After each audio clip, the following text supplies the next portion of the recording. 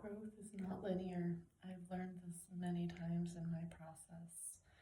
Um, I realized through the process of healing and pain that I had been having in this area of my body, which is mostly gone now, that I really had not had any access to this area of my body. Like, I had had a lot of pain, but it was really hard for me to be in presence, like in this clavicle and the side of my neck and the shoulder.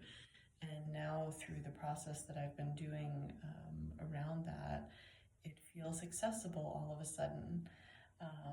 And I think that that's due to a lot of different things, but part of what it's all about is do experiments. Like, things are going to shift, things are changing constantly, and you don't know what might all of a sudden become accessible. Or also, you might, things that were easily accessible to you a year ago and that were just like really clear when you were in a certain part in your life, like might become less clear.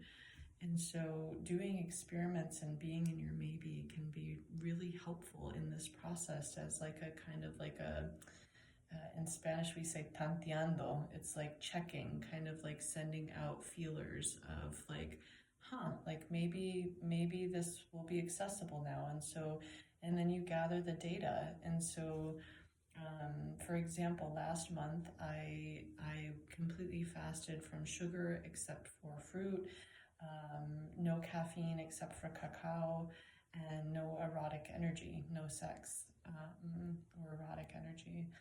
And I feel like that opened up a lot of things and a lot of curiosities in me and made things more accessible that maybe weren't before, of like, oh, like, can I be in my maybe around sugar? Like, and you know, my end date for when that was done was several days ago, and I had a little bit on that day because it was my birthday, so I had a little bit of a coffee cake, but I haven't felt like a huge draw to go back to that. And so when we create devotions in Tantra, we call it tapas, something that we want to be devoted to.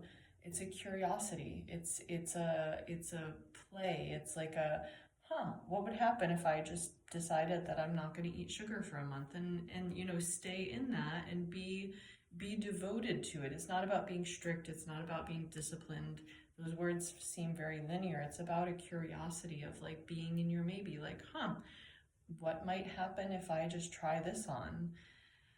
And so that's kind of why growth is not linear. Like, things, all of the elements of what is changing in your body, in the spirit, in all of the things around the world, in the cosmos, it's complex. And so get curious about it and try something new. So for September, I've decided I'm going to do every day.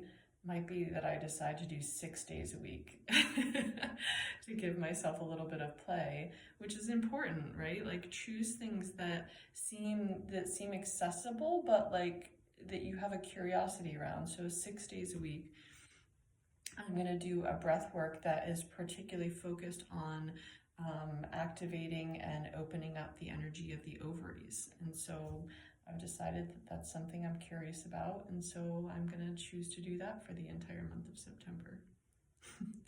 So choose something that you want to know about and understand that your growth is going to kind of like go like this.